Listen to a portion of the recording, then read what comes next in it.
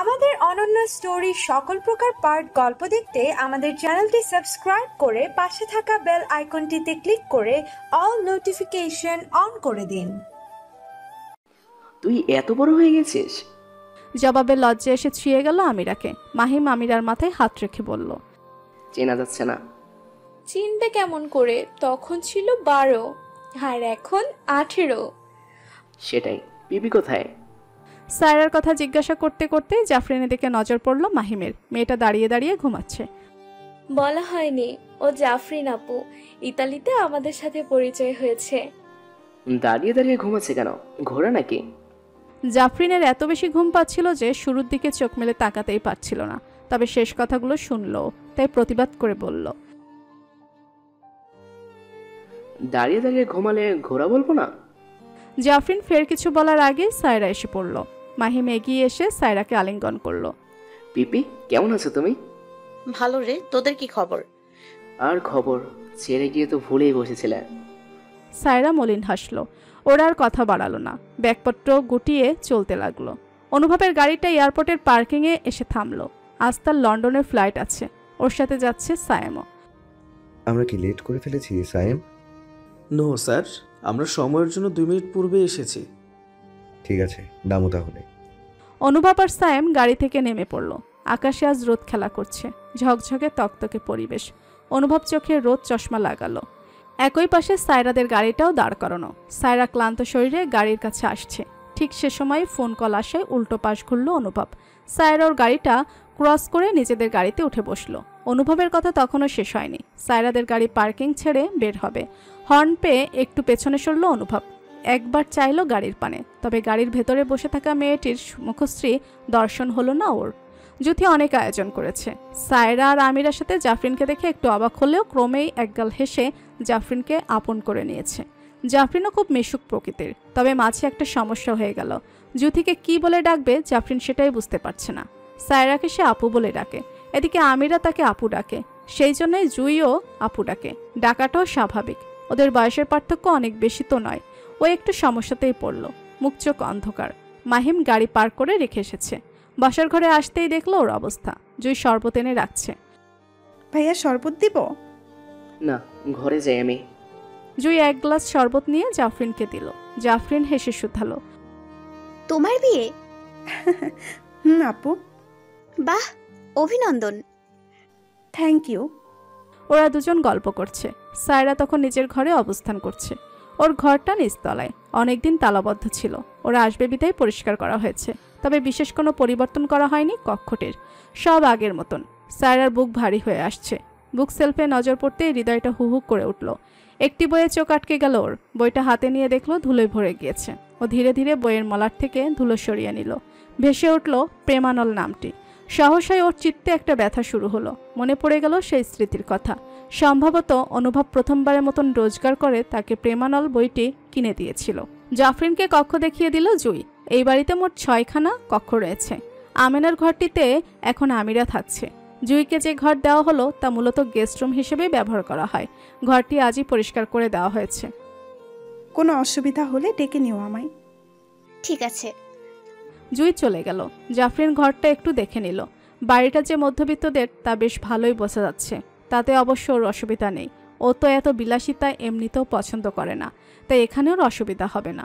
ওর চোখে এখনও ঘুম রয়েছে, তবে এর আগে শাওয়ার নেওয়া প্রয়োজন। ও একটু জিরিয়ে নিয়ে শাওয়ার নিতে গেল। শাওয়ার শেষে যখন বারান্দায় কাপড় মেলতে এলো, তখনই সমস্ত পরিবেশ অন্ধকারে ভরে গেল। লোডশেডিং হয়েছে, অন্ধকার ভীতি রয়েছে ওর। ও চিৎকার করে উঠল, ছুটতে লাগলো দিক বেদিক, আর মাঝে ধাক্কা খেল কারোর সাথে, যার ফলে পড়ে গেল। ফোনের ফ্ল্যাশ চালাতেই মাহিমের মুখশ্রী ভেসে উঠল। জাফরিন পা ধরে বসে আছে। পাগলের মতন ঘুরছিলে কেন? আগে ওঠাও আমায়। ওয়েট। ফোনটা পাশে রেখে জাফরিনকে টেনে ওঠালো মাহিম। জাফরিনের পা ব্যথা করছে, চলতে পারছে না। আমার পা বলে আর্তনাদ করে উঠল জাফরিন। মাহিম চোখ মুখ শক্ত করে বলল, এই ঘরে থাকতে দিয়েছে তোমায়? জাফরিন নিরুত্তর। ওর চোখ দিয়ে পানি পড়ছে। মাহিম হেসে বলল, মেয়ে মানুষের যত ঢং। এই ছেলে, কিসের কি বলছো তুমি? এই সামান্য ব্যথায় কেউ কাঁদে নাকি? এটা সামান্য ব্যথা? তো জাফরিন কিছু বলল না, পা ধরে দেয়ালে ঠেস ধরে রইল। মাহিম পুরো হতাশ। কারেন্ট আসেনি তখনও। হাত ছড়াও। নিচু হয়ে কথাটা বলল মাহিম। জাফরিন অবাক হয়ে বলল, কি করবে? এই আমার পায়ে স্পর্শ করবে না। চুপ করে থাকো। এক প্রকার অবজ্ঞা করেই মেয়েটির পা স্পর্শ করল মাহিম। জাফরিন চেঁচিয়ে উঠল, ব্যথা পাবো, আমি ব্যথা পাবো। কে শুনে কার কথা? মাহিম ওর পা ধরে ঈশ্বর টান দিল। এতে অবশ্য জাফরিন ব্যথা পেল, তবে ওর চেঁচানো শুনে মনে হচ্ছে কেউ খুব মেরেছে। ওর এমন চেঁচানো দেখে মাহিমের কপালে ভাঁজের সৃষ্টি হলো। এই মেয়েটা এত অদ্ভুত কেন? দাঁড়িয়ে ঘুমায়, একটুতেই কেঁদে ফেলে, এখন আবার ব্যথা না পেয়েও চেঁচামেচি করছে। না চেঁচিয়ে পা নাড়িয়ে দেখো। কে শুনে কার কথা? জাফরিন সমানে চেঁচিয়ে চলছে। মাহিমের ইচ্ছা করছে মেয়েটির মাথায় ঠাস করে চড় বসিয়ে দিতে। থামবে তুমি? পা নাড়িয়ে দেখো, ঠিক হয়ে গেছে। জাফরিন প্রায় কাঁদতে কাঁদতে বলল। নিজেকে ডাক্তার ভাবো নাকি? অন্তিমক্ষণেই জাফরিন অনুভব করলো পায়ের ব্যথাটা নেই, সে চলতে পারছে। মাহিম একগাল হেসে বলল, ডাক্তার ভাবি না, আমি ডাক্তার। জুয়ের বিয়ের কেনাকাটা করা হবে, তার জন্য সায়রাকেও যেতে হবে। সায়রা দেশে ফিরে একটু রিল্যাক্স সময় কাটাচ্ছিল, অথচ এরা সেটা হতে দিল না। এক প্রকার জোর করে মেয়েটিকে নিয়ে যাচ্ছে। গাড়িতে বসে সায়রা বলল, তোরা কি বলতো, আমার কি আর সে বয়স আছে নাকি? আমিরা প্রতিবাদ করে বলল, মিমি, সবসময় নিজেকে বুড়ো বোঝাও কেন? তো বুড়ো হয়ে গেছি নাকি? আশ্চর্য, তোমার 29 মাত্র। সায়রা মলিন হাসল। 29 হয়ে গেছে তার। বিষয়টা ভাবলেই কেমন গা শিউরে ওঠে। সুনেরা দুহাত ভরাট করে ড্রেস কিনেছে। অনুভব শুধু চেয়ে চেয়ে দেখছে, একটা মেয়ে কি করে এত ড্রেস কিনতে পারে। সুনেরা, এবার লেট হয়ে যাচ্ছে, এত ড্রেস কি হবে? লাগবে না, কি বলো? ঠিক আছে, এবার প্লিজ আসো, আমাদের মিটিং আছে। সায়েম গাড়ি নিয়ে বসে আছে। ওকে ওকে, আর একটা। কথাটা বলে আরেকটা ড্রেস তুলে নিল সুনেরা। অনুভব ব্যাগ গুনে দেখলো 13টা। প্লিজ চলো এবার। ওরা বিল পেমেন্ট করেছিল। অনুভব বারবার ঘড়ি দেখছে। সুনেরা এটা ওটা বলছে, সবকিছুই কানে যাচ্ছে না ওর মস্তিষ্ক জুড়ে সময়ের খেলা। একটা সেকেন্ড প্রচণ্ড দামি ওর কাছে। সায়রা ব্যাগগুলো রেখে বলল, বিলটা রেডি করেন কাইন্ডলি। অনুভব ফোনে মগ্ন ছিল। কণ্ঠটা শুনে নজর ফেরালো। সায়রাও নজর ঘুরিয়েছিল। দুজনে চোখাচোখি হলো। অনুভব চলো। সুনেরা খুব সুন্দরভাবে অনুভবের হাতটি ধরে নিল।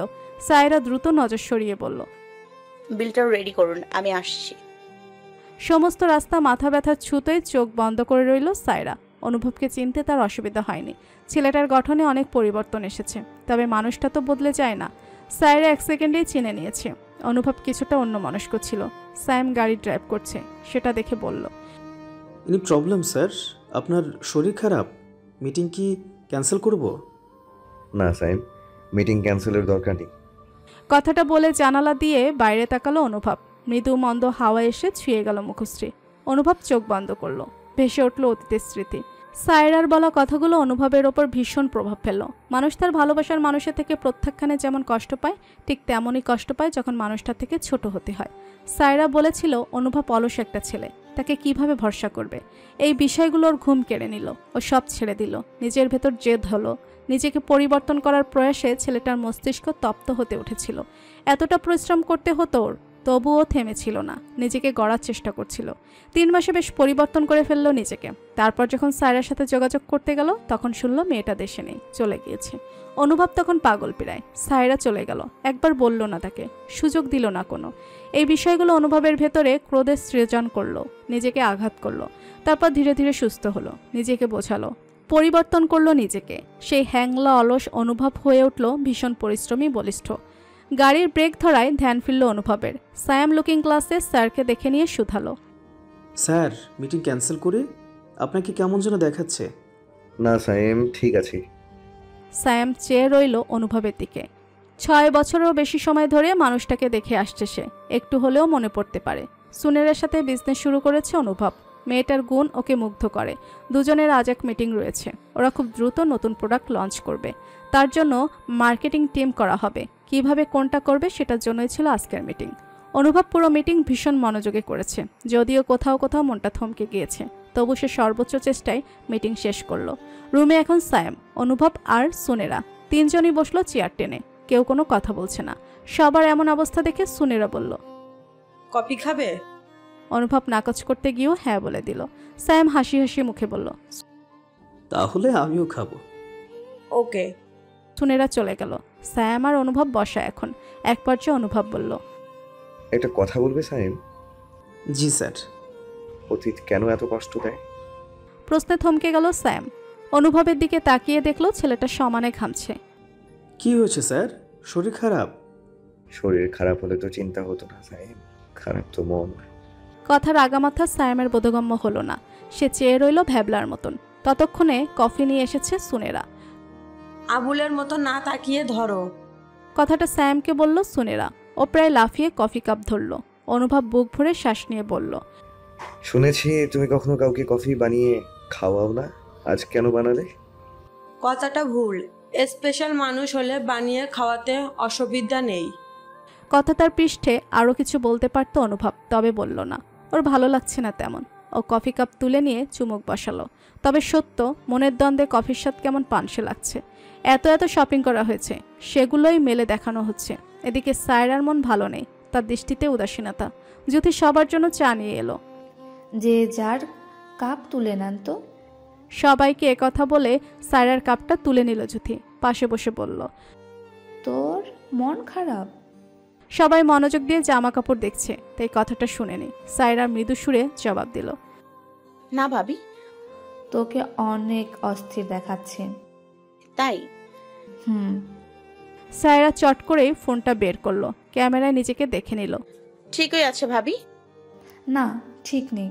শপিং থেকে ফিরে এমন হয়ে গেছিস। ও কিছু বলল না। কথা এড়াতে চায়ের কাপ তুলে নিল, চুমুক বসালো। চা ভালো হয়েছে। ভাইয়া কোথায়? বাজারে গেল। কাজের চাপ খুব, একা সামাল দিচ্ছে।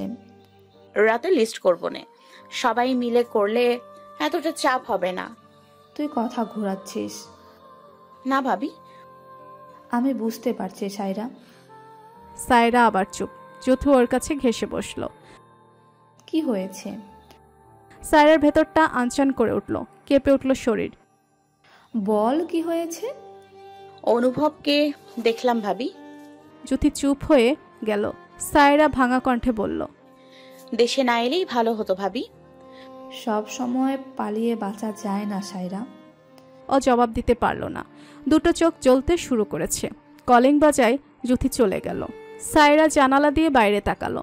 আকাশ পরিষ্কার নয়, মেঘ দেখা যাচ্ছে, আর মেঘের বুক ভেদ করে উঁকি দিচ্ছে চাঁদ। বাড়িতে এত বছর পর বিয়ে, তাই সব রকমের অনুষ্ঠানই করা হবে। আজ মেহেদির অনুষ্ঠান, ছেলেপক্ষ থেকেও কিছু মানুষজন আসবে। পুরো অনুষ্ঠান আয়োজন করা হয়েছে বাড়ি থেকে একটু দূরের সেন্টারে। এরকম অনুষ্ঠানে অনেক দিন পর থাকছে সায়রা। আজ তার মন ভীষণ ফুরফুরে। সে বসে বসে মেহেদির ডালা সাজাচ্ছে।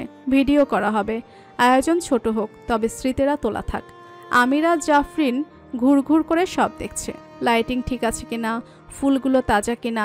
এসব দেখতে দেখতে নজরে এলো কিছু ফুল শুকিয়ে গেছে। আমিরা চেঁচিয়ে উঠল, এখানে শুকনো ফুল দিয়েছো কেন? আশেপাশে সবাই ব্যস্ত। আমিরা হতাশ হয়ে বলল, তুমি থাকো, আমি এই ফুলগুলো সরানোর ব্যবস্থা করি। আমিরা চলে গেল। জাফরিন এখন একা। ও একাই চারপাশ ঘুরতে লাগলো। সেন্টারের মাঝে ফোয়ারা আছে, সেখান থেকে পানি নামছে ক্রমাগত। জাফরিন সেদিকে এগোলো। ফোয়ারার কাছে এসে পানি স্পর্শ করলো। শীতল পানি হাত ছুঁয়ে যেতেই এক চিলতে হাসি এলো অধরে। একা হাসছো কেন? মাহিমের কথায় ভ্রু কুঞ্চিত করে রইল জাফরিন। এসে থেকে ছেলেটার সাথে ওর বনিবনা হয় না, বারবার ঝগড়া লেগে যায়। হাসতে মানা নাকি? রামগরুরের ছানা হয়ে থাকলে অবশ্যই হাসতে মানা। তোমার সমস্যা কি বলো তো? আমার কোনো সমস্যা তো নেই। সারাক্ষণ আমার পেছনে লেগে থাকো। তাই? আমি তোমার পেছনে লেগে থাকবো কোন দুঃখে? কোন দুঃখে সেটা তো জানি না, তবে তোমায় সুবিধার লাগে না। কেন লাগে না? তোমার দৃষ্টিতে অশ্লীলতা। অশ্লীলতা? তা কিভাবে? কিভাবে সেটা তো তুমি জানো। আমি জানি? আচ্ছা, তাহলে একটু জেনেই নি। কথাটা বলে মাহিম সমানে এগোলো। জাফরিন ভীতু মেয়ে নয়, সে ওভাবেই দাঁড়িয়ে আছে। ও ভেবেছিল এতে করে মাহিম পিছিয়ে যাবে, তবে তেমনটা হলো না। মাহিম বড় অসাধ্য এক কাজ করে ফেলল। জাফরিনের নিকটে সে একদম গালে চুমু খেলো। ছেলেটার উষ্ণ ঠোঁট গাল ছুঁয়ে যেতেই জাফরিনের সমস্ত শরীর শিরশির করে উঠল, জমে গেল বরফের মতন। মাহিম একচিলতে হাসি রেখে বলল, এমন অশ্লীল হয়ে যদি চুমু খাওয়া যায়, তবে কেন অশ্লীল হব না? সায়রা মেহেদির ডালা নিয়ে বের হচ্ছিল। অমন সময় দেখতে পেল অনুভব দাঁড়িয়ে। ওর পা থমকে গেল। অনুভব দৃষ্টি ফেরাতেই মেয়েটিকে নজরে ঠেকল। সুন্দর একটি শাড়ি পরেছে সায়রা, উজ্জ্বল ত্বকে মানানসই মেকআপের ছোঁয়া, লিপস্টিক সামান্য ছড়িয়ে গিয়েছে। অনুভব চট করেই কাছে এসে দাঁড়ালো। ছেলেটা যেমন লম্বা তেমনই বলিষ্ঠ। বরাবরের মতোই সায়রার মাথাটা অনুভবের বুক বরাবর হলো। এতে করে দুজনের মাঝে বেশ দূরত্বের দেখা মিলল। সায়রা দৃষ্টি এদিক সেদিক ঘুরপাক খাচ্ছে। কিভাবে কি বলবে বুঝতে পারছে না। অসহায় লাগছে, অস্বস্তি হচ্ছে। ওর অস্বস্তি আরেকটু বাড়াতে সামান্য ঝুঁকলো অনুভব। এতে করে ছেলেটার ত্বকের উষ্ণতা, পারফিউমের ঘ্রাণ স্পষ্ট নাকে এসে ধরা দিচ্ছে। সায়রার বুকের ভেতর ধিম ধিম হলো। ওর সমস্ত দেহ আন্দোলিত হলো। অনুভবের কণ্ঠটা শোনা গেল এবার। তুমি আমায় অনেক কষ্ট দিয়েছো সায়রা, অনেক বেশি কষ্ট দিয়েছো। I hate you Saira, I hate you. কথাটা বলে অনুভব চলে গেল। সায়রার হাতে থাকা ডালা পড়ে গিয়েছে। চোখ দুটো ঈষৎ জ্বালা করছে। ঘৃণা পাওয়া কি স্বাভাবিক নয়? তবে দু চোখ বেহায়ার মতন কাঁদছে কেন? জাফরিন হতভম্ব। মাহিম এটা কি করে গেল? ওর মস্তিষ্ক খালি হয়ে যাচ্ছে। ভালো লাগছে না কিছু, ভীষণ অস্বস্তি দিচ্ছে। আমিরা এসে দেখলো অন্যমনস্ক হয়ে বসে আছে জাফরিন। এই জাফরিন আপু। মেয়েটির বাহু টেনে ধরল আমিরা। জাফরিন তাকালো, দৃষ্টিতে অসহনীয় ব্যথা। চলো না আমরা মেহেদি পরে আসি। আমি দিব না রে আমিরা, তুই যা। না, তোমায় যেতে হবে, প্লিজ আপু চলো। টেনে জাফরিনকে নিয়ে গেল আমিরা। মেহেদি পরালো, কিন্তু ওর মনোযোগ নেই এখানে। ও বরং চেয়ে রইল গভীর দুটো চোখে। মাহিমের চোখের দৃষ্টি, ঠোঁটের দুষ্টমি, সব মনে হতেই শিউরে উঠল শরীর। মেহেদি তখন প্রায় শুকিয়ে এসেছে। মাহিমকে দেখা গেল ফোনে কথা বলছে। আলগোছে ওর সামনে এসে দাঁড়ালো জাফরিন। মেয়েটিকে দেখে কল রাখলো। ও দৃষ্টি ফিরিয়ে শুধালো। কি? তখন ওটা কি করলে? চুমু খেয়েছি। এটা ফাজলামি নয় মাহিম। তোমার মনে হয় আমি ফাজলামি করছি? তবে আমি সিরিয়াস হই চুমু খেয়েছি। তোমার মাথা খারাপ? মাথা খারাপ কিনা জানি না, তবে তোমাকে না পেলে পাগল হয়ে যাব। জাফরিনের ইচ্ছে করলো ছেলেটার গালে ঠাস করে দুটো চড় বসিয়ে দিতে। এ ছেলে নিজেকে কি মনে করে?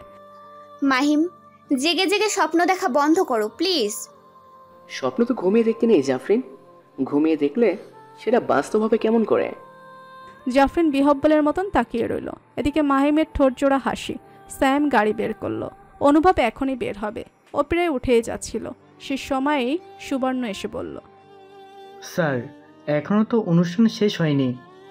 আমার একটু তাড়া আছে সুবর্ণ। আপনি বলেছিলেন পুরো সময়টা থাকবেন।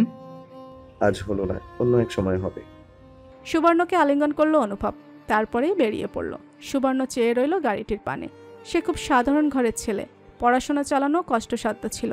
তখনই অনুভবের অফিসে চাকরিটা পেল। সে সময় চাকরিটা পেয়ে ওর মনে হয়েছিল পৃথিবী বুঝি স্বর্গ হয়ে গেছে।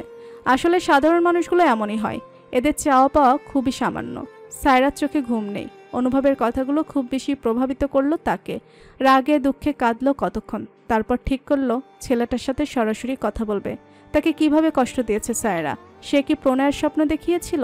দেখায়নি তো। তাহলে কিসের এত ঘৃণা? অনুভব মাত্রই শাওয়ার শেষ করলো। এসে দেখলো ফোন বাজছে। নাম্বারটি পরিচিত না। ও কল রিসিভ করতে ওপাশ থেকে গমগমে কণ্ঠে সায়রা বলল, তোমার সমস্যা কি অনুভব? কেন ঘৃণা করো আমায়? আমার দোষ কি?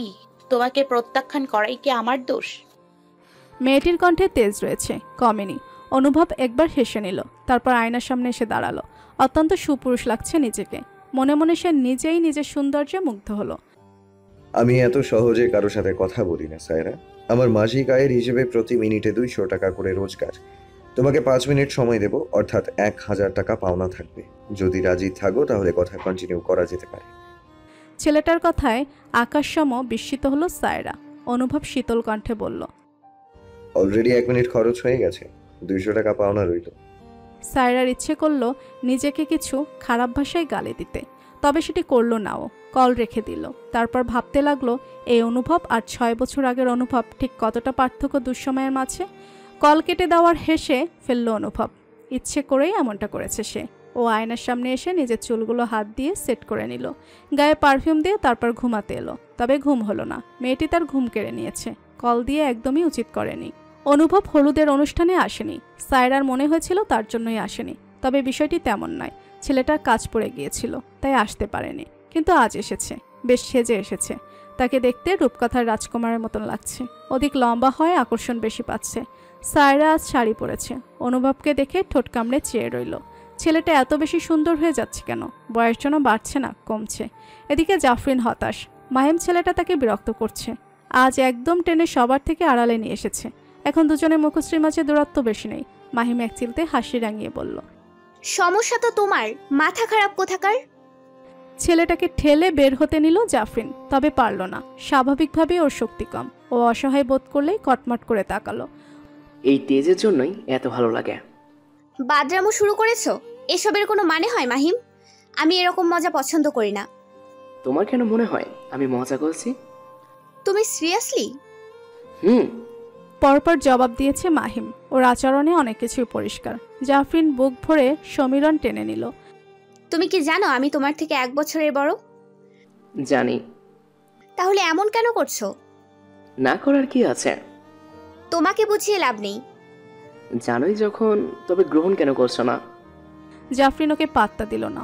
অনেকটা জোর করেই চলে এলো। তবে ওর যে ভীষণ মন খারাপ করেছে। জুইকে সাজিয়ে গুছিয়ে রাখা হয়েছে। সকাল থেকে জ্যোতির কান্না শুরু হয়েছে। এতদিন মেয়ে বিদায়ের জন্য পাগল হয়েছিল, আর এখন কান্নাকাটি করে যাতা অবস্থা। ওর এমন অবস্থা দেখে সায়রার খারাপ লাগে। তবে করার কিছুই নেই। মেয়েদের যে বিদায় দিতেই হয়। এদিকে মারুফ কিন্তু একদমই শোক দেখাচ্ছে না, বরং উত্তেজনা নিয়ে কাজ করছে। অথচ সায়রা স্পষ্ট বুঝতে পারে ভাইয়ের হৃদয়টা জ্বলে যাচ্ছে। ভাইয়া। ব্যস্ত ভঙ্গিতে আগাচ্ছিল মারুফ। সায়রার ডাকে ফিরে এলো। হ্যাঁ বল। তুমি একটু রেস্ট করো ভাইয়া। রেস্ট কি করব রে, এখন তো রেস্টের সময় নেই, কত কাজ বল। সায়রা দুচোখ ভরে ভাইকে দেখতে থাকে। মানুষটার বয়স হয়েছে। সংখ্যায় সায়রা থেকে 15 বছরের বড়। 44-এ পা দেওয়া মারুফ যেন মাত্র কদিনে বয়সের ভাব অনুভব করছে। অথচ আগে এমনটা মনে হয়নি। মাহিম পাশ দিয়ে যাচ্ছিল। সায়রা ডেকে বলল, ভাইয়ার রেস্ট প্রয়োজন, কি কাজ যেন বাকি আছে, একটু দেখ তো। মাহিম চলে গেল। মারুফ আর সায়রা নীরবে পথ চলছে। ক্লান্ত হয়ে আছে মুখশ্রী। ভাইয়া, মেয়েদের তো বিদায় দিতেই হবে তাই না? মনকে ভাঙতে দিও না। ভাঙতে দিচ্ছি না রে। সেটা ঠিক আছে, তবে তুমি যে ভেতরে কষ্ট পুষে রাখছো ভাইয়া। মারুফের যেন চিৎকার করে কাঁদতে ইচ্ছে করছে। দুচোখ টলমল করছে। সায়রার মাথায় হাত রাখলো সে। মাত্র 21 বছর বয়সে বাবা হয়েছিলাম। মাহিমকে কোলে নিয়ে কেঁদে ফেলেছিলাম আমি। তার ঠিক 2 বছর পরই জুঁইয়ের জন্ম। তখন অতটা আবেগ কাজ করেনি। পরিবার টানার চাপে মেয়েটার যত্ন নিতে পারিনি ঠিকঠাক মতো। এখন মনে হচ্ছে বড় ভুল হয়ে গেছে। হৃদয়ে ক্ষত করে মেয়েটাকে বিদায় দিতে হবে। এ যন্ত্রণা কেমন করে সইব রে বোন, কেমন করে সইব? একেবারে হাউমাউ করে কেঁদে ফেলল মারুফ। ভাইয়ের হাতটা শক্ত করে জড়িয়ে ধরল সায়রা। ভাঙা কণ্ঠে বলল, জুই অনেক সুখী হবে ভাইয়া, অনেক বেশি সুখী হবে। তোড়জোড় চলছে। বরপক্ষকে খাওয়া দাওয়া করানো হবে। সায়রা ভীষণ ব্যস্ত। চারপাশ থেকে ব্যস্ততা ওকে চেপে ধরেছে। অনুযায়ী রোস্টের প্লেট তুলে নিল। সামনের টেবিলে সার্ভ করতে লাগলো ক্রমাগত। সার্ভ করার এক পর্যায়ে একটি কণ্ঠ শোনা গেল, একটা রোস্ট কেন? মেয়ে পক্ষের বুঝি হাত ভারী? কণ্ঠটি অনুভবের। সায়রা ব্যস্ততায় তাকে খেয়াল করেনি। ওয়েটারগুলো কোথায় পড়ে আছে কে জানে। বাড়ির মানুষগুলোকে সার্ভ করতে হচ্ছে। কি হলো, আরেকটা রোস্ট দাও। সায়রা রোস্ট দিল। অনুভবও তৃপ্তি নিয়ে খাচ্ছে। ছেলেটার আচরণ এত অবাক করে সায়রাকে। মাহিম ছুটে এসে বলল, পিপি, সব নবাবের দল বাইরে গিয়ে সিগারেট টানছে। মাহিম ফের ছুটল। ছেলেটার ওপর দিয়ে আজ বিশাল ধকল যাচ্ছে। জাফরিন অলস ভঙ্গিতে চেয়ারে বসে দেখছে সব। ওর শরীরটা টানছে না। মাহিম ছেলেটা মস্তিষ্কে ঝামেলা সৃষ্টি করেছে। আমিরা গিয়ে সুবর্ণের ছবি তুলে এনেছে। সেটাই দুচোখ ভরে দেখছে জুই। ছেলেটার সাথে হুট করে প্রণয় ঘটে গেল। সব কেমন দ্রুত ঘটে যাচ্ছে। জুইয়ের চোখ ছলছল দেখে আমিরা শুধালো, কান্নাকাটি করে মেকআপ নষ্ট করলে হবে? শেষে তোমার বর পাত্তাই দিবে না। ওর কথায় হাসলো জুই। চোখের জল মুছে নিয়ে বলল, দেবে, না দিলে মেরে ফেলবো না। ভাইয়া খুব ভালো তাই না? খুব ভালো। আমার ভীষণ যত্ন করে, জানিস? সারাটা জীবন মধ্যবিত্ত হয়ে ভেবেছি স্বামীর সংসারে অনেক বেশি বিলাসিতা করব। তবে শেষমেশ এমন একজন মানুষের প্রেমে পড়লাম যে কিনা খুব সাধারণ, কিন্তু বিশ্বাস কর এক চুলো আফসোস নেই। ও যখন ঘামে ভিজে চুপচিপ হয়ে দেখা করতে আসতো তখন আমার মনে হতো পৃথিবীর সব থেকে মূল্যবান মানুষ আমি। বৃষ্টিতে ভিজে এগিয়ে দিত, নিচে ভিজে আমাকে শুকনো রাখতো। তখন আমার কান্না পেত, ছুটে গিয়ে জড়িয়ে ধরতে ইচ্ছে হতো। একটা মানুষ যে কিনা নিজের সবটুকু ভালোবাসা আমায় দিয়েছে, তাকে না ভালোবেসে পারা যায় বল? কথাগুলো বলতে বলতে জুইয়ের দু চোখ ভিজে উঠল। আমিরার চোখে মুখে খুশির মেলা বসেছে। জুই আপুর ভালোবাসার কথা শুনে তার ভালো লাগছে। স্মরণ হচ্ছে নিজের পছন্দের ব্যক্তিটি। ইস, কতদিন হয় দর্শন হয় না। অনেকটা তাড়াহুড়োতেই জুইয়ের বিয়েটা হয়ে গেল। মেয়ে বিদায় দিতে এসে জুথির অবস্থা প্রাণ যায়। মেয়েকে জড়িয়ে ধরে হাউমাউ করে কাঁদছে সে। প্রথম দিকে সকলে চোখের পানি ফেললেও এখন সব অতিরিক্ত লাগছে। 1 ঘন্টা ধরে মেয়েকে চেপে ধরে কেঁদে চলেছে জুই। মারুফও বিরক্ত। শোক তো তার হৃদয় আছে, তাই বলে মেয়েকে ধরে রাখলে চলবে? স্ত্রীকে এক প্রকার টেনে সরিয়ে নিলেন তিনি। জুথির অবস্থা ভালো নয়, তাই মেয়ে বিদায়ের দায়িত্ব পড়ল সায়রার ঘাড়ে। ও সমস্ত নিয়ম মেনে মেয়ে বিদায় দিল। জুই গাড়ির ভেতর উঠে বসেছে, দু চোখ ছলছল করছে। সায়রা ওর কাছে এসে কপালে চুম্বন করলো, আদুরে হাতে গাল ছুঁয়ে বলল, দোয়া করি অনেক বেশি ভালো থাক তুই, তোর সংসারে সমস্ত সুখ এসে পড়ুক। তোমার দোয়া যেন ফলে যায় পিপি, সব যেন ঠিক হয়। পিপির হাতটা জাপটে ধরল জুই, ছলছল নয়নে চেয়ে রইল। মাহিমের হৃদয় ভেঙে যাচ্ছে। 2 ভাই বোন পিঠাপিঠি হওয়াতে জীবনের অনেক সুন্দর স্মৃতি রয়েছে, তাই দুঃখটা তার একটু বেশি। সেই দুঃখ আড়াল করতে দূরে এসে দাঁড়িয়েছে, ক্রমাগত শ্বাস নিচ্ছে। জাফরিনও এসেছে পিছু পিছু। বিষয়টা একেবারে অনিচ্ছাকৃতভাবে খেয়াল হওয়ার পর চলে যেতে চাইছিল, তবে মাহিমের কণ্ঠটি শুনতে পেয়ে পা থমকে গেল। মাহিম এগিয়ে এসে জাফরিনের মুখোমুখি হলো। কোনো রকম ভনিতা ছাড়াই জাপটে ধরল মেয়েটিকে। জাফরিনের সমস্ত শরীর আন্দোলিত হলো। ও চেয়েও পারল না ছেলেটাকে নিজের থেকে আলাদা করতে। অনেকদিন পর তৃপ্তি নিয়ে খেয়েছে অনুভব। এতগুলো বছর ধরে ঘাসপাতা চিবিয়ে এসেছে, অথচ আজ দুটো রোস্ট অকপটে পেটে চালান করে দিল। অনুভব খাওয়া দাওয়া শেষ করে একটু বাইরের দিকটায় আরাম করে বসেছিল। এদিক দিয়ে মেয়ে বিদায় হয়ে গেছে। ওর সামনে এসে দাঁড়াতেই মিষ্টি এক সুবাস অনুভব হলো। খুব ভোরে সেটা গ্রহণ করলো সায়রা। অনুভব বলল, ভালো কথা, 200 টাকা দাও। সায়রা অবাক না হয়ে পারল না। ও বলল, 1 মিনিট, ফোনে কথা বলার জন্য 200 টাকা চার্জ করছো, আর এখন যে সামনে বসে আছো? দারুণ কথা মনে করালে। ওয়েট, সময় কাউন্ট করছি। অনুভব ঠিকই ঘড়ি দেখল, তারপর হেসে বলল, টাকা বের করো। ছেলেটার কথায় ঠোঁট কামড়ে চেয়ে রইল সায়রা। তবে অনুভবও নাছোড়বান্দা। সায়রাকে টাকা বের করতে হলো। সে ব্যাগ থেকে 500 টাকা বের করতেই সেটা টান দিয়ে নিয়ে নিল অনুভব। কোনো কথা ছাড়াই পকেটে চালান করে দিয়ে বলল, রোস্টের স্বাদ ভালো ছিল। সায়রা কিছু বলল না। ও অনুভবকে দেখে অবাক হয়। এভাবে তাকিয়ে আছো কেন? প্রেমে পড়লে নাকি? 30 বছর বয়সী একজন পুরুষ মানুষের মাঝে প্রেমে পড়ার মতন কিছু দেখছি না আমি। 30 বছর বয়স বলে অপমান করলে? ধরে নিতে পারো।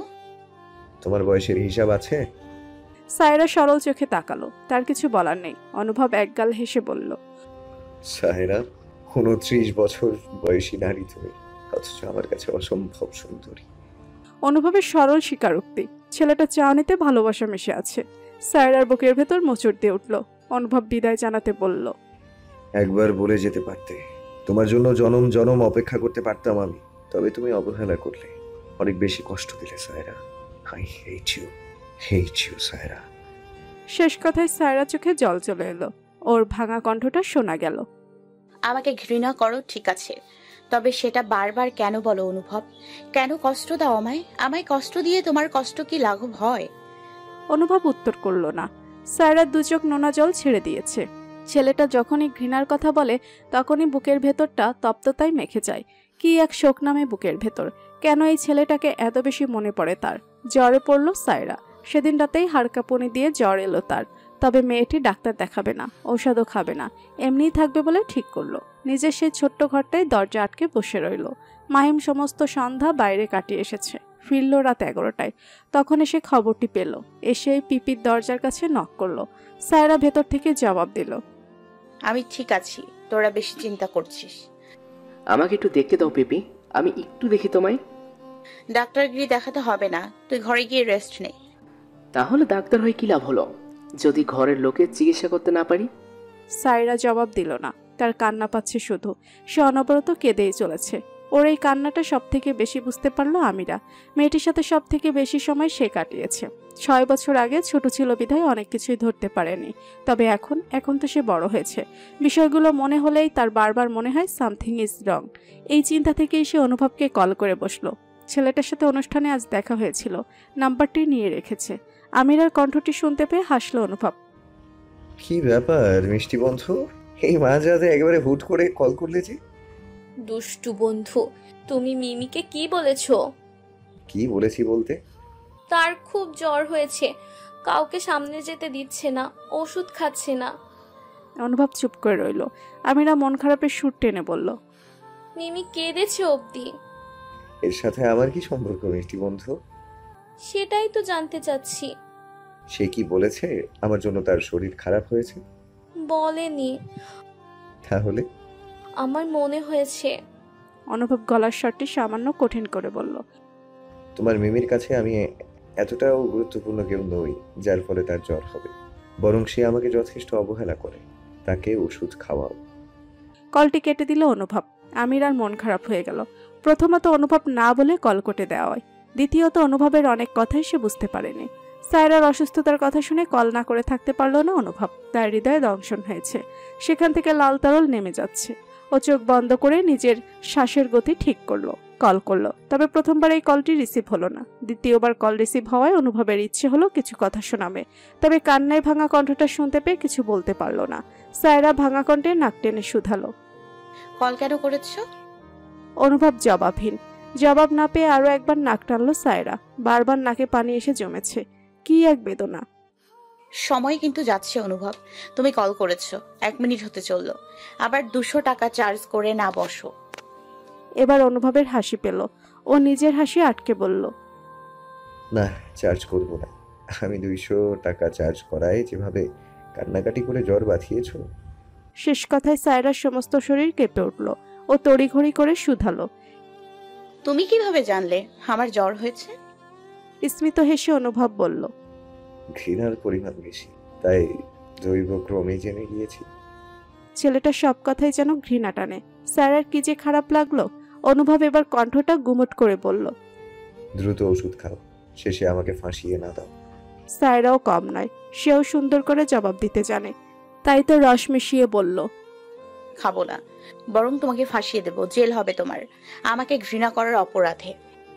মেয়েটির শেষ কথার সাথে অনুভব তাল মিলিয়ে বলল, যদি তুমি সঙ্গে থাকো সখী, রাখো হৃদয় গভীরে, যাবৎ জীবনও সুখ হবে না আমার এই হৃদয় মাঝারে।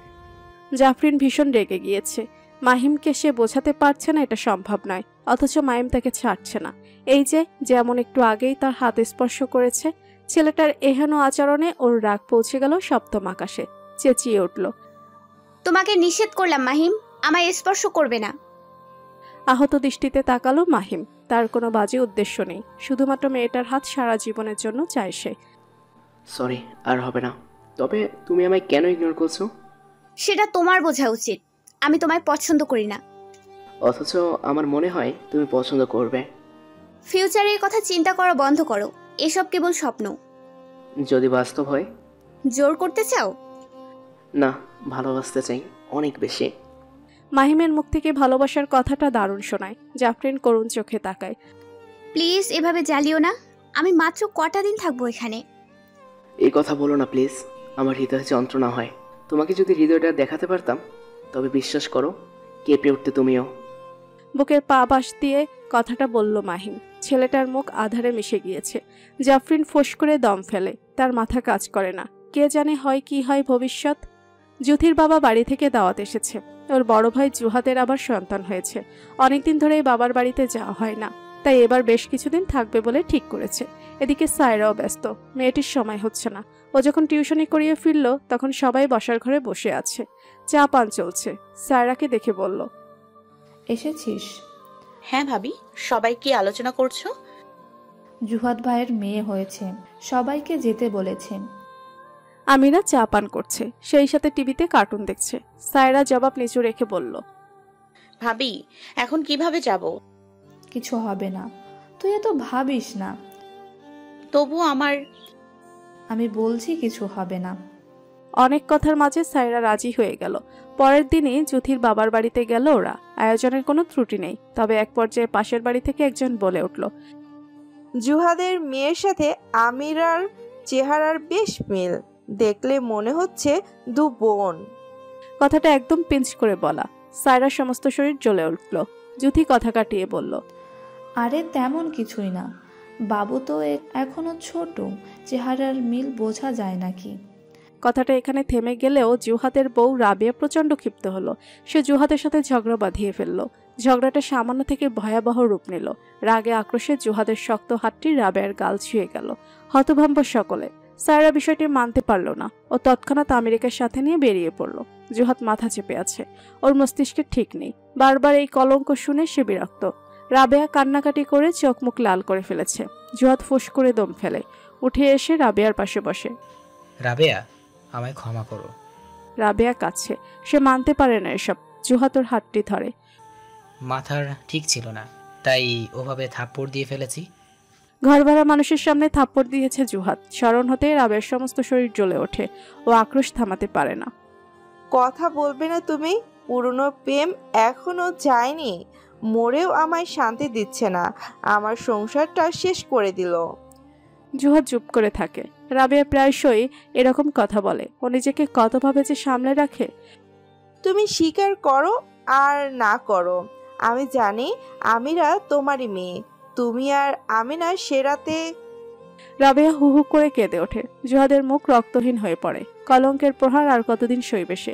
মৃত্যুর পরও তো মুক্তি নেই, নতুবা আমেনা কেন মরেও কলঙ্কমুক্ত হলো না? ঘটনা শুরু হয় জুথির বিয়ে থেকে। জুথি আর মারুফ ভালোবেসে বিয়ে করে, তবে সেটি মানতে পারেন না মারুফের বাবা। এর প্রধান কারণ জুথিরা ছিল খুবই গরিব, তাছাড়া বংশমর্যাদার দিক থেকেও নিচু। এই কারণে জুথিকে মেনে নিতে পারেনি তিনি। মাত্র 16 বছর বয়সে বউ হয়ে আসে জুথি, আর মারুফের বয়সী বা কত, 19-20। এই ছোট্ট বয়সে ভালোবেসে বিয়ে করে তারা। দুজনেই পড়াশোনা করছিল। বছর পেরিয়ে গেলেও জুথিকে মানতে পারেন না মারুফের বাবা। এরই মধ্যে মাহিমের জন্ম হয়। মারুফের বাবা স্পষ্ট করে জানিয়ে দেন তিনি আর খাওয়াতে পারবেন না। মারুফের ওপর তখন দায়িত্ব চড়াও হয়। ছেলেটা পড়াশোনার পাশাপাশি চাকরি শুরু করে। সে যে কি কষ্টের সময়! এরই মধ্যে ঘটে যায় আরেক কাণ্ড। আমেনার সাথে জুহাদের প্রণয় ঘটে যায়। দুজন একে অপরকে ভীষণ ভালোবাসেও পাওয়া হয় না। বাবার মতের বিরুদ্ধে গিয়ে জুহাদের হাত ধরে পালিয়ে যেতে পারেনি আমেনা। জুহাদ তখন পাগল প্রায়। নিজেকে আঘাত করে হসপিটালেও থাকতে হয়েছে। কত অশান্তি যে চলছিল সে সময়। জুথি নিজের ভাইয়ের অবস্থা দেখে নিজেও বিপদে পড়ে যায়। বাবার বাড়ি আর শ্বশুর বাড়ির দ্বন্দ্বে অশান্তি ছেয়ে যায় ওর মস্তিষ্কে। বলা বাহুল্য, আমেনার জীবনও সহজ ছিল না। তবে সত্য হলো সে মানিয়ে নিয়েছিল। বাহাদুরের ভালোবাসা তাকে ভুলিয়ে দিয়েছিল জুহাদ নামে শুদ্ধ মানুষটিকে। ধীরে ধীরে তাদের সংসারে সুখ বর্ষণ ঘটে। আমেনা সৃষ্টিকর্তার কাছে শুকরিয়া আদায় করে এমন সুন্দর সংসার দেওয়ার জন্য। জুহাদও মেনে নিতে শিখে। তারও বিয়ে হয়ে যায়। আমেনা আর জুহাদের কোনো যোগাযোগই ছিল না। বেশ কিছু বছর পর এক ঝড়ের সন্ধ্যায় আমেনা আর জুহাদকে অপ্রত্যাশিত ঘটনার মুখোমুখি হতে হয়। জুহাদ এসেছিল বোন আর বোনের সন্তানদের জন্য জামা কাপড় নিয়ে। তবে তারা সবাই সেদিন কেনাকাটার জন্য বাইরে গিয়েছিল। বিষয়টি সে জানতো না, না জানিয়ে এসেছিল। আমেনার শরীর বিশেষ ভালো লাগছিল না, তাই সে যায়নি। ঝড়ের কারণে আটকে যায় জুহাদ। ওদিকে বাড়ির বাকিরাও শপিং মল থেকে ফিরতে পারছিল না। ঝড় ক্রমশ বেড়েই যাচ্ছিল। নেটওয়ার্ক পাওয়া যাচ্ছে না। জুহাদ চলে যেতে চেয়েছিল, তবে এমন ঝড়ের মাঝে চলে গেলে তা অমানবিক আচরণ হয়ে যেত। আমেনা বলল থেকে যেতে। জুহাদও থেকে গেল। অপেক্ষা করতে লাগলো। সব থেকে বড় সত্য, তারা দুজন দুজনের প্রতি সামান্য দৃষ্টিও দেয়নি। তবে বিপর্যয় ঘনিয়ে এসেছিল। প্রতিবেশীদের কেউ একজন দুজনকে এক বাড়িতে দেখে কটাক্ষ করে মন্তব্য করতে লাগলো। ধীরে ধীরে সেটা ছড়িয়ে যেতে লাগলো। সেটা সহ্য করতে না পেরে মাঝরাতে ঝড় বৃষ্টির মাঝেই চলে যায় জুহাদ। ঘটনা এখানেই থেমে গিয়েছিল। তবে বহু বছর পর আমিরা যখন বড় হয়ে গেল, তখন ঘটনাটিকে খারাপভাবে দেখানো হয়।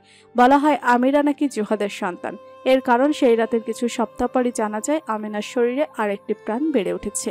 এই ঘটনাকে টেনে ধরেই রাবে আর জুহাদের সম্পর্ক নষ্ট হতে থাকে। এমন এক পরিস্থিতির জন্ম হয় যার ফলে দুজন সিদ্ধান্ত নিয়েছিল বিচ্ছেদের। অথচ তাদের দুজনের একটি সন্তানও রয়েছে। এই সন্তানের দোহাই দিয়েই কোনো মতে টিকে থাকে সম্পর্কটি। এদিকে ঘটনাটি কোনো একভাবে বাহাদুরের কানেও পৌঁছে যায়। তার মা কখনোই আমেনাকে দেখতে পারতেন না। তিনি ঘটনাটি এমনভাবে সাজান যার ফলে বাহাদুরের ভেতর সন্দেহের বীজ বপন হয়। খবর নিয়ে বাহাদুর জানতে পারে আমেনার সাথে জুহাদের প্রণয়ের সম্পর্ক ছিল।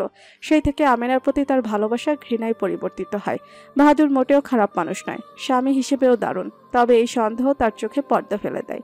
স্ত্রী ও কন্যার প্রতি তার আচরণ হয়ে ওঠে ভয়াবহ। নেশায় ডুবে যায় সে। সায়রার সমস্ত শরীর কাঁপুনি দিয়ে জ্বর নেমে গেল। সে ধড়মড়িয়ে উঠল। ঘুমের ঘোরে 6 বছর আগে সেই অতীত দেখছে সে। ভয় আর জ্বরে তার শরীর ঘেমে গিয়েছে। ও দেখল ঘড়িতে রাত 3টে বাজে। ফোনের অ্যালার্ম বেজে চলেছে। সেটি বন্ধ করে শ্বাস নিতে থাকলো। ধীরে ধীরে শরীর স্বাভাবিক অবস্থান ফিরে পেলে হাত মুখ ধুয়ে নিল। তোয়ালে দিয়ে মুখ মুছে আরশির সামনে এসে দাঁড়ালো। দেখতে লাগলো নিজেকে। অনুভবের বলা কথাটার সাথে মিলিয়ে নিল। সে 29 বছর বয়সী নারী, তবে দেখতে এখনো বেশ সুন্দর। কথাটা একেবারেই মিথ্যে নয়। মুক্ত সমীরণ এসে পূর্ণ হলো কক্ষটি। সায়রা মুগ্ধ দৃষ্টিতে সামনে তাকিয়ে আছে। বাড়ির পাশে ছোট্ট একটি কৃষ্ণচূড়া গাছ রয়েছে। সেই গাছে 2টো পাখি বাসা বেঁধেছে। তারা ঘর করছে ভেবেই ওর মন নেচে উঠল। ইচ্ছে করলো 2 চোখ ভরে এদের সংসার দেখে নিতে, অথচ নিজের ঘরের খবর নেই। 29 বছর বয়সী সে এখনো বিয়ের কথা ভাবতে পারে না। কি এক ব্যথা ছেয়ে যায় সমস্ত শরীর জুড়ে। জাফরিন এসে দরজায় নক করলো। তার মন মস্তিষ্ক ইদানিং চলছে না, খুব কান্না পাচ্ছে। সায়রা ওকে দেখে বলল, কি ব্যাপার জাফরিন, মুখ অমন শুকনো কেন দেখায়? মেয়েটির মুখ দেখেই সায়রার মায়া হলো। এগিয়ে এসে বাহুতে হাত রাখলো। কিছু হয়েছে? জাফরিনের সরল দৃষ্টি, চোখ দুটো বোধহয় ঈষৎ ছলছল করছে।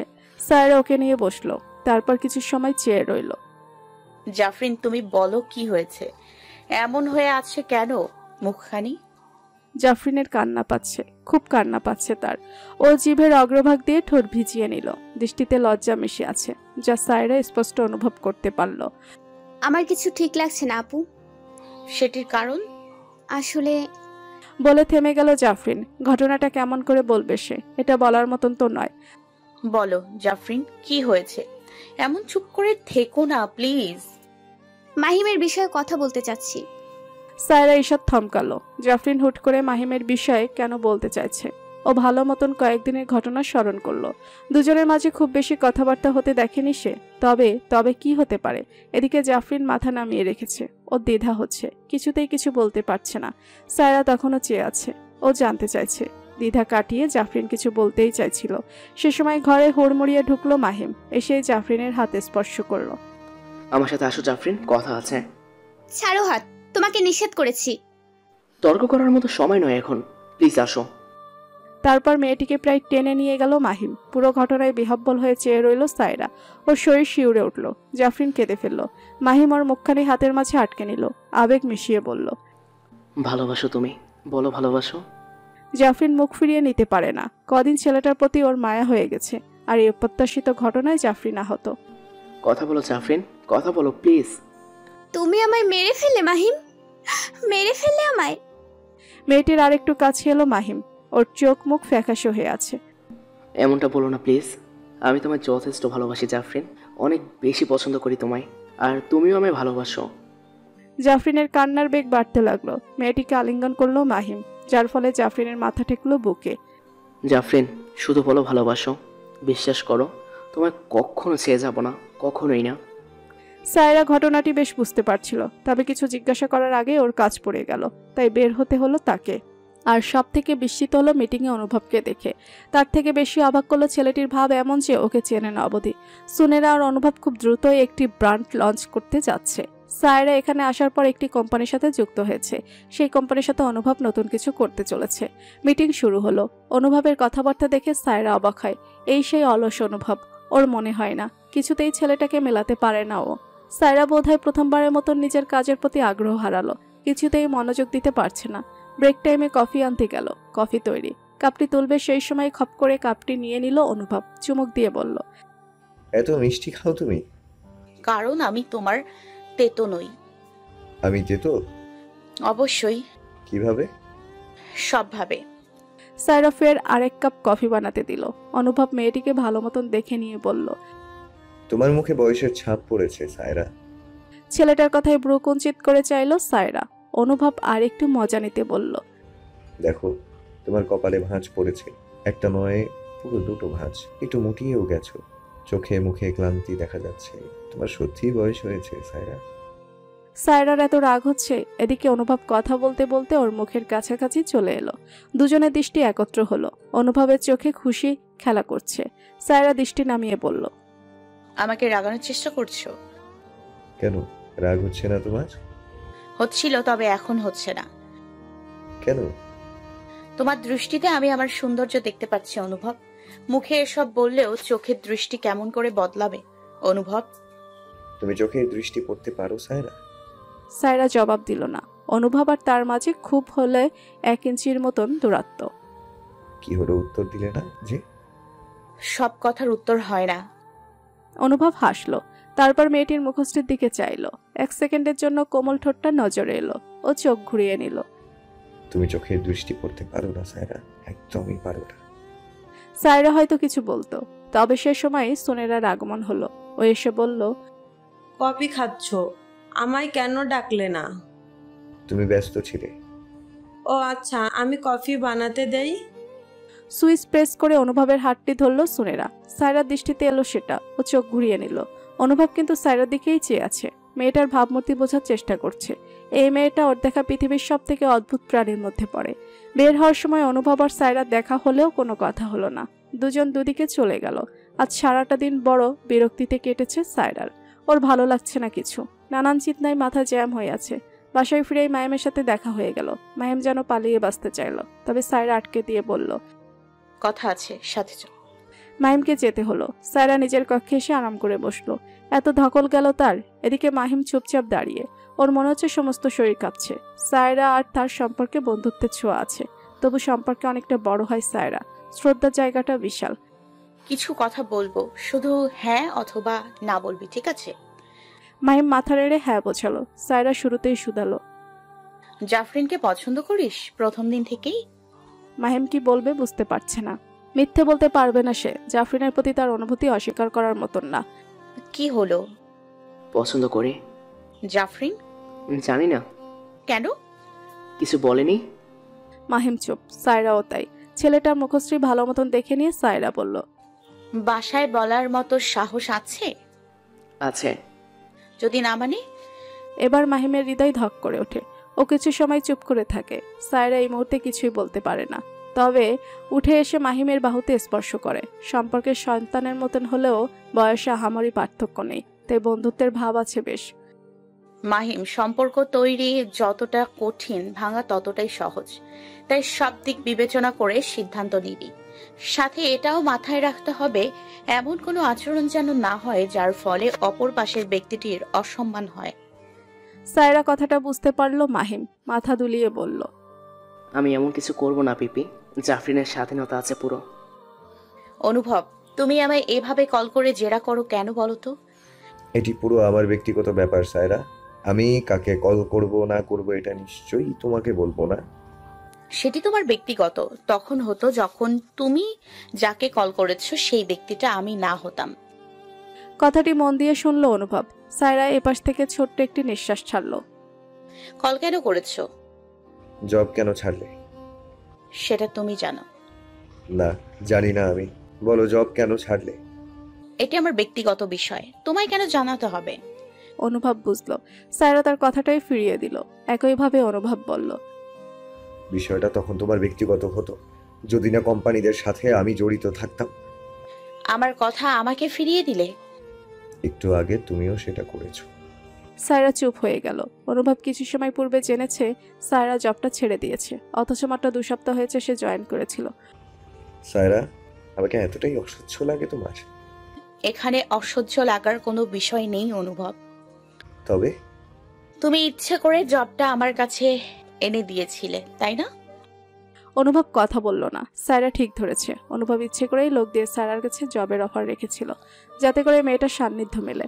ভালো টাকার অফার দেখে সায়রাও রাজি হয়ে যায়, অথচ তখনই মাথায় আসেনি কোনো রকম শর্ত ছাড়া কিভাবে কাউকে জবে নেওয়া হয়। ফোঁস করে দম ফেললো অনুভব। ফোনের এপাশে থাকা নারীটি বলে উঠল, সময়টা পেরিয়ে গেছে অনুভব। অথচ আমি সেই 6 বছর আগে আটকে আছি। কথাটার সাথে কি ব্যথা মিশে আছে? সায়রার কেন যেন মনে হয় ছেলেটার হৃদয়ে অনেকটা ব্যথা জমে আছে। মাঝে মাঝে নিজেকে বড় অপরাধী মনে হয়, অথচ সে জীবনে বড় ঝড় পেরিয়ে এসেছে। যুথির বাবা বাড়ি থেকে হওয়া অশান্তিটুকু সায়রার জীবনটাই বদলে দিল। যুথির আচরণও তখনই কেমন মিয়ে গিয়েছিল। পারিবারিক অশান্তিতে ঝিমিয়ে গিয়েছিল সকলে। আর তারপর বাহাদুরের আক্রমণ আমিরাকে তুলে নিয়ে যাচ্ছিল। সে সময় সায়রা প্রায় পাগল হয়ে গিয়েছিল। মেয়েটাকে বাঁচাতে গিয়ে ক্ষত হয়েছিল দেহ। সবটা স্মরণ হলেই সায়রার বুক কেঁপে ওঠে। অনুভবের প্রতি অনুভূতি জন্মানোর সুযোগই মেলেনি। তবে এটা সত্য যে চাইলেই ছেলেটার থেকে অনেক রকম সাহায্য নিতে পারত। কিন্তু সেটি অন্যায় হতো। সায়রা চায়নি ছেলেটার সাথে অমন অন্যায় করতে, আর তারপর যখন সুযোগ মিলল তখনই দেশ ছেড়ে গেল। অনেকটা দ্রুত ঘটেছিল সবটা। সেই ছোট্ট সময়টুকু সায়রার জীবনটাই বদলে দিল। জাফরিনে যাওয়ার সময় হয়েছে, এতদিন থাকলো সে, পরিবারটা ওর বড় আপন মনে হয়। তবে এক বুক কষ্ট নিয়ে সে বিদায় জানালো। সব থেকে কষ্টের বিষয় হলো কোথাও মাহিমকে দেখা যাচ্ছে না। ছেলেটা বিদায় বেলায় দেখা দিল না। জাফরিন নিজের কান্না আটকিয়ে রেখেছে। গাড়ি চলছে, দূরত্ব বাড়ছে, জাফরিনের হৃদয় ভেঙে যাচ্ছে। সময়ের সাথে সাথে গাড়ি এয়ারপোর্টে এসে থামলো। ব্যাগপত্র নিয়ে নামলো জাফরিন, আর তারপর এগিয়ে যেতে লাগলো। এদিকে মাহিম আগে থেকে এয়ারপোর্টে অবস্থান করছে। ওর ভেতরটা ভীষণ তপ্ত হয়ে আছে। রাগ অভিমান থেকে মেয়েটিকে বিদায় জানাবে না ভেবেছিল, তবে পারল না। মেয়েটিকে দেখার লোভ ওকে টেনে নিয়ে এলো। মাহিমকে দাঁড়িয়ে থাকতে দেখে পা থেমে গেল জাফরিনের। ছেলেটা এগিয়ে এলো, বিধ্বস্ত মুখখানি। এ নাকি ডাক্তার। জাফরিনের হাসি পেল, চোখের কান্নাটা দমিয়ে রেখে বলল, তোমাকে পাগল লাগছে মাহিম, ডাক্তার ছেলেকে এভাবে মানায় না। তাতে তোমার কি জাফরিন? তুমি তো পছন্দ করো না আমায়। জাফরিন উত্তর না দিয়ে সরল চোখে তাকালো। নিজেকে আটকে রাখতে ব্যর্থ হলো মাহিম। চারপাশের মানুষজনকে অবজ্ঞা করে জড়িয়ে ধরলো মেয়েটিকে। উষ্ণতা পেয়ে জাফরিনের গাল বেয়ে এক বিন্দু অশ্রু নেমে গেল। মাহিম ভাঙা গলায় বলল, অপেক্ষা করবো জাফরিন, আমি জানি ফিরবে তুমি জাফরিন।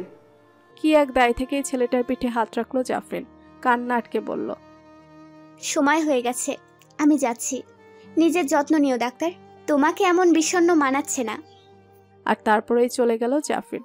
সেদিকে তাকিয়ে থেকে মাহিমের দুচোখ অশ্রুতে ভরে গেল। হয়তো জাফরিন ফিরবে কিংবা ফিরবে না, তবু আশায় থাকবে মাহিম, নিজের ভালোবাসা পাওয়ার অপেক্ষায়। মাহিম ফিরল একটু রাত করে। সায়রা তখনও ঘুমোয়নি। সে অপেক্ষা করছিল। মাহিমের সাথে চোখাচোখি হলো। সাথে চল। কোনো প্রশ্ন ছাড়াই সাথে গেল মাহিম। ওরা ছাদে এসে দাঁড়ালো।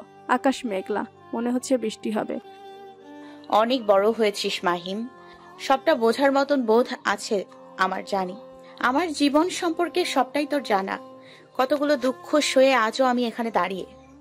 পিপি, তুমি আমিরার জন্য অনেক কিছু স্যাক্রিফাইস করেছ, কিন্তু আমি কার জন্য করব? নিজের জন্য করতে হবে। জাফরিন যদি ফিরে আসে তবে সব থেকে বেশি খুশি আমি হব। তবে মাহিম বিপরীত জিনিসটাও ভাবতে হবে। নিজেকে ভেঙে ফেলা আসলেই ঠিক না। মাহিম মৌন হয়ে রইল। তার ভেতরটা ক্ষত হচ্ছে শুধু। আলগোছে ওর গাল ছুঁয়ে দিল সায়রা। বয়সের তুলনায় ওর ম্যাচুরিটি একটু বেশি। সময় কারোর জন্য অপেক্ষা করে কি? করে না বোধহয়। সায়রা নিজের ঘরে শুয়েছিল। আজ তাদের বাসায় মেহমান আসবে, এটি সে জানত না। শরীরটা কেমন ম্যাজম্যাজ করাই ঘরে ছিল। আমিরা এসে দরজায় নক করলো। মিমি, বসে আছো কেন? বাড়িতে মেহমান এসেছে। কারা এসেছে রে? জুহাদ মামারা এসেছে। জুহাদের কথাটি শুনে একটুখানি অন্ধকার ছুঁয়ে গেল সায়রার মুখখানে। সে অতীতের কথা স্মরণ করলেই কষ্ট পায়। আর কে কে এসছে? ওনাদের বাড়ির সবাই এসেছে। সায়রা চটপট উঠে দাঁড়ালো, নিজেকে পরিপাটি করে বের হলো। বাসার ঘরে তখন নাস্তার আয়োজন করা হচ্ছে। জুথি প্রচন্ড ব্যস্ত। ওর সাথে সাহায্য করতে লাগলো সায়রা। ভাবি, একটা কথা বলবো? জানি কি বলবি, ওইসব নিয়ে ভাবার কিছুই নেই। এখন সব ঠিক আছে। আমিরার প্রতি তাদের কোনো বাজে মনোভাব নেই। সায়রা বুঝে নিয়ে কাজে সাহায্য করতে লাগলো। বসার ঘরে সবার মুখ হাসিতে ভরে গেছে। সবাইকে বেশ ফুরফুরে দেখাচ্ছে। বিষয়টা সায়রার মনকে প্রশমিত করলো। আজ সবাই থেকে গেল, তাই আড্ডা দিতে দিতে বেশ রাত হয়ে গেছে। সায়রার চোখটায় ঘুম ঘুম ভাব। ওই সবাইকে বিদায় জানিয়ে নিজের ঘরে ফিরল। এসে দেখলো অনেকগুলো কল, অনুভবের নাম্বার থেকে। অন্য কেউ হলে সায়রা দিন অবধি অপেক্ষা করত, তবে অনুভব হওয়াতে সে চট করেই নাম্বারটিতে কল করলো। রিসিভও হলো চটপট। সায়রা এত ব্যস্ত তুমি, কল রিসিভও করছিলে না? অনুভবের কণ্ঠে উদ্বেগ। সায়রা স্থির গলায় বলল, এভাবে কেন কথা বলছো? তাহলে কিভাবে বলবো বলো? কথাটা বলে অনুভব যেন বুক ভরে সমীরণ টেনে নিল।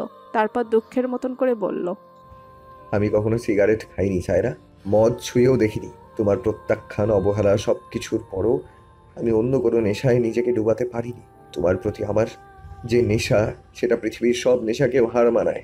সায়রা, আমার কোনো জোর নেই। তুমি অন্য কারো হয়ে গেলেও আমি বাধা দিব না, তবে তোমাকে ছাড়া আমি কিছুই ভাবতে পারবো না। সায়রা, তোমাকে পাই বা না পাই, আজীবন ভালোবাসাই হবে আমার একমাত্র লক্ষ্য। অনুভবের বলা কথাগুলো একেবারেই বুঝলো না সায়রা। ছেলেটা হুট করেই এতটা খোলামেলা হলো কেন? এই ভাবনাটি সেদিন রাতে ঘুমাতে দিল না সায়রাকে। তবে সকাল হতেই বিষয়টি পরিষ্কার হয়ে গেল। জুহাদের ছোট ভাই আছে, নাম জাবেদ। ছেলেটা তুখর মেধাবী, আর এই মেধার পিছনেই নিজের জীবনের 32টি বছর শেষ করেছে। অথচ বিয়ের ব্যাপারে একেবারে আগ্রহ ছিল না। কিছুদিন হলো সে ঘরমুখী হয়েছে। শুধু ঘরমুখীই নয়, একেবারে বিয়ের জন্য তাড়া দিচ্ছে। আর তার পছন্দের তালিকায় সবার উপরে সায়রার নামটি উঠে এসেছে। সবটা বুঝে সায়রার মাথাটা খোলসা হওয়ার উপক্রম। ছেলেটা সবসময় চুপচাপ স্বভাবের ছিল, তাই ওদের তেমন কথাও হয়নি কখনো। দুজন এখন ছাদে অবস্থান করছে। জাবেদকে দেখলেই বোঝা যায় ছেলেটা কতটা নম্র স্বভাবের। এই যে এখন সায়রার পাশে দাঁড়িয়ে, অথচ চোখ তুলে দেখছে না একবারও। সময় অনেকটা চলে যাওয়ায় সায়রা বলল, আপনার সাথে আমার সেভাবে পরিচয় নেই। শুধু জানতাম ভাবির ভাই, যে পড়াশোনা ছাড়া আর কিছুই বোঝে না। জাবেদ শুরুতেই উত্তর করল না, বরং কিছুটা সময় নিয়ে বলল, ছোট থেকে পড়াশোনার প্রতি খুব আগ্রহী ছিলাম। নানান বাধা থাকা সত্ত্বেও বারবার প্রমাণ করেছি নিজেকে। পড়াশোনা শেষ করে বিসিএস দিয়েছি। প্রথমবারেই সেরাদের কাতারে উঠে এসেছি। সব মিলিয়ে নিজেকে নিয়ে ভাবার সময় কখনো হয়ে ওঠেনি, তাই কখনো আমাদের সেভাবে কথা হয়নি। কিন্তু আমাকেই কেন পছন্দ? পছন্দের জন্য কোনো বিশেষ কারণ থাকতে হয় কি? এহেন প্রশ্নের কারণে থমকে যায় সায়রা। বাতাসে তার চুলগুলো উড়ে যাচ্ছে। জাবেদ ফের বলে, আমার বোনের ননদ আপনি।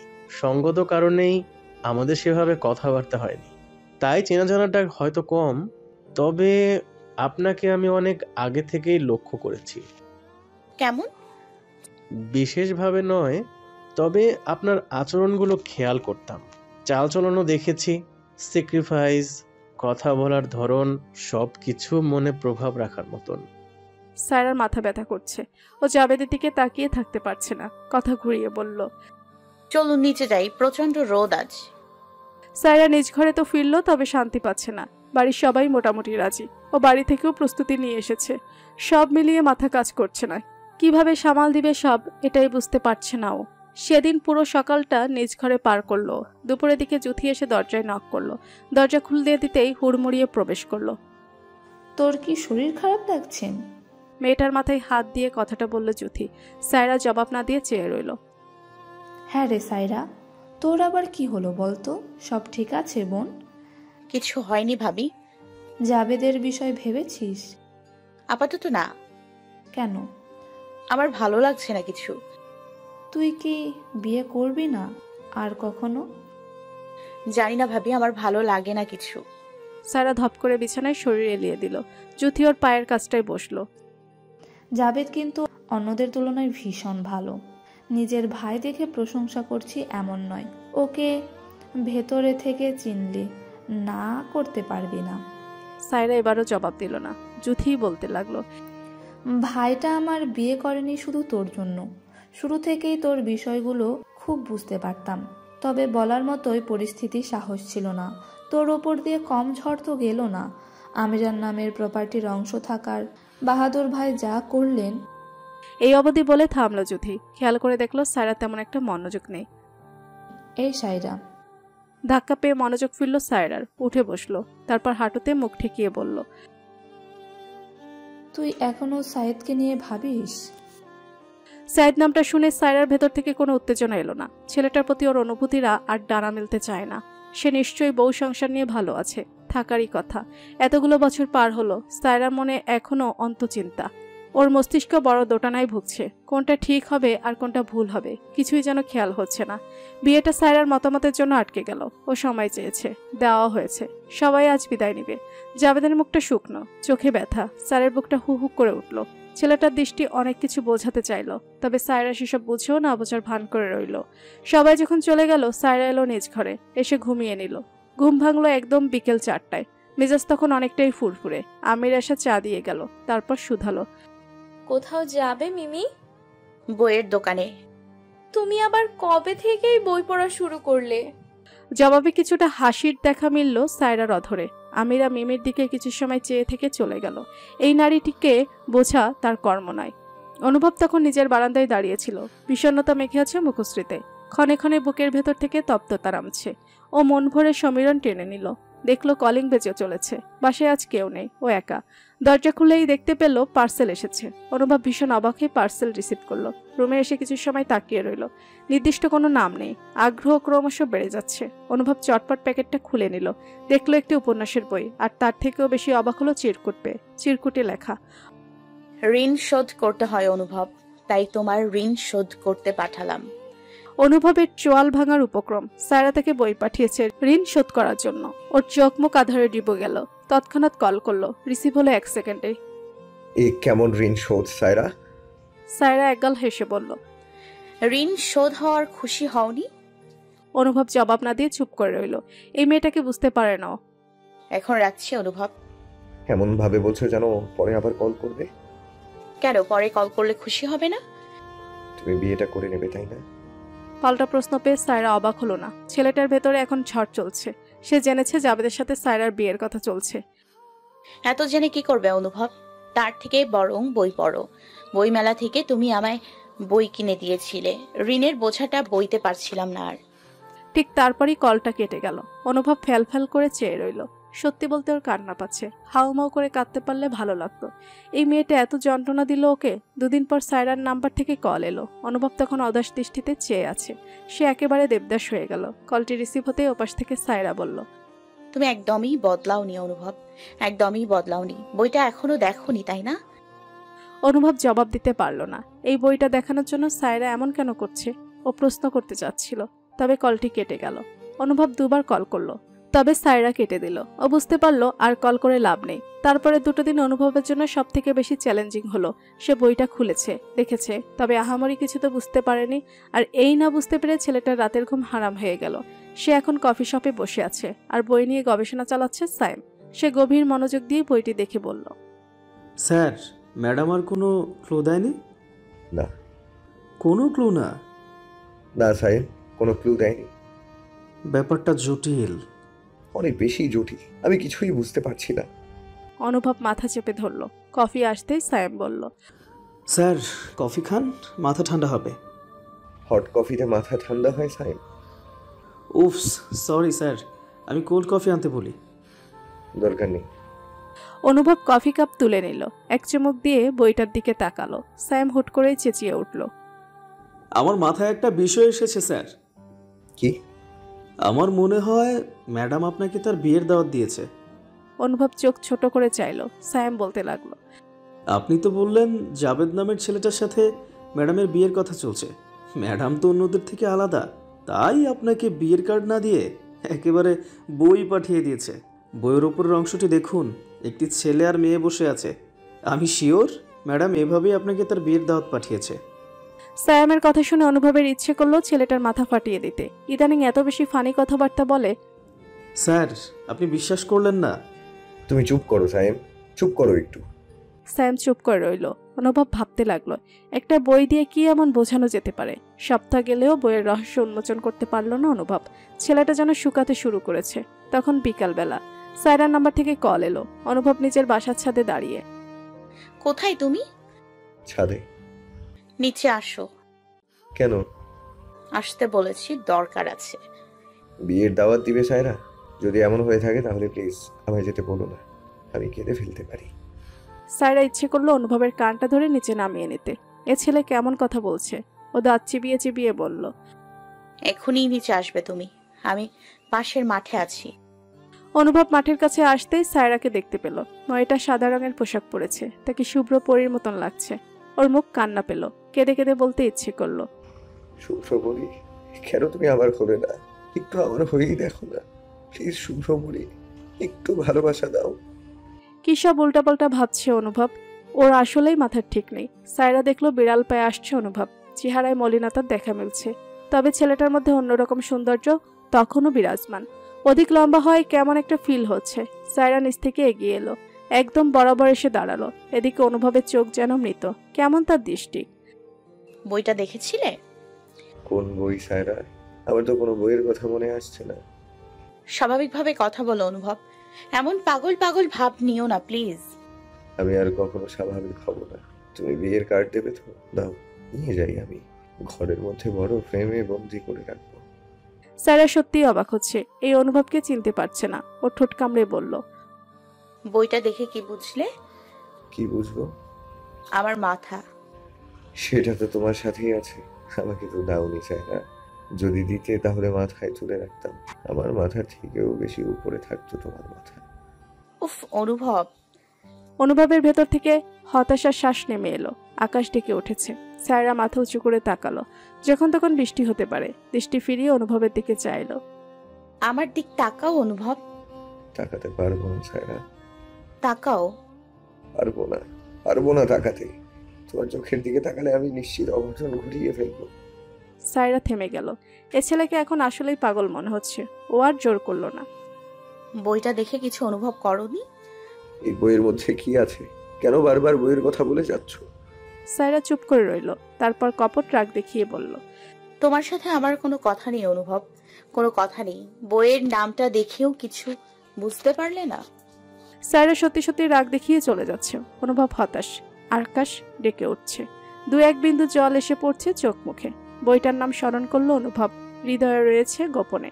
মনে মনে কয়েকবার হৃদয়ে রয়েছে গোপনে উচ্চারণ করলো। 1 বার, 2 বার, 3 বার, এভাবে 7 বার উচ্চারণ করে থেমে গেল। সহসাই বুকের ভেতরটা ধক করে উঠল। ফট করে চোখ মেলল। বিকট গর্জন করে বৃষ্টি নেমে এলো পৃথিবীর বুকে। আর তারপর ভিজিয়ে দিল সমস্ত শরীর। অনুভব খেয়াল করলো সায়রা অনেক দূর এগিয়ে গেছে। ও 1 সেকেন্ড সময় নষ্ট করলো না। ছুটে গেল বাতাসের গতিতে। মাত্রই মাঠ ছাড়ার জন্য পা বাড়িয়েছিল সায়রা। অনুভবের পায়ের শব্দে ঘুরে তাকালো। বৃষ্টির জলে মেয়েটা ভিজে একাকার হয়ে গেছে। বিকেলের এই হঠাৎ বৃষ্টিতে সায়রার সৌন্দর্য যেন আরও অনেক বৃদ্ধি পেয়েছে। ভেজা ঠোঁট ভীষণভাবে টানছে। অনুভবের অধর প্রসারিত হলো। ছেলেটার এমন দৃষ্টিতে সায়রা বিস্মিত হয়ে পড়ল।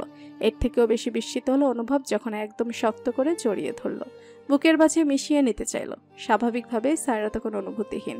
আর অনুভব তখন চিৎকার করে বলল, বইয়ের রহস্য উন্মোচন করতে পেরেছি সায়রা, পেরেছি আমি। I love you Saira, I love you. এভাবেই হৃদয়ের গোপনে রেখে দিও প্লিজ। কথা দিলাম, তোমার প্রতিটা বিকেলের মুগ্ধতা হয়ে নামবো আমি। বৃষ্টির মতন মিশে যাব, ভালোবাসায় ভালো রাখবো। কথা দিলাম সায়রা, কথা দিলাম তোমায়। অনুভব অমন করেই মেয়েটিকে জড়িয়ে রইল। এদিকে সায়রার 2 চোখের জলের সাথে বৃষ্টির জল মিশে একাকার হয়। ছেলেটা কি জানে কত যুদ্ধ করে সায়রা আজ নিজের অনুভূতির কথা জানিয়েছে।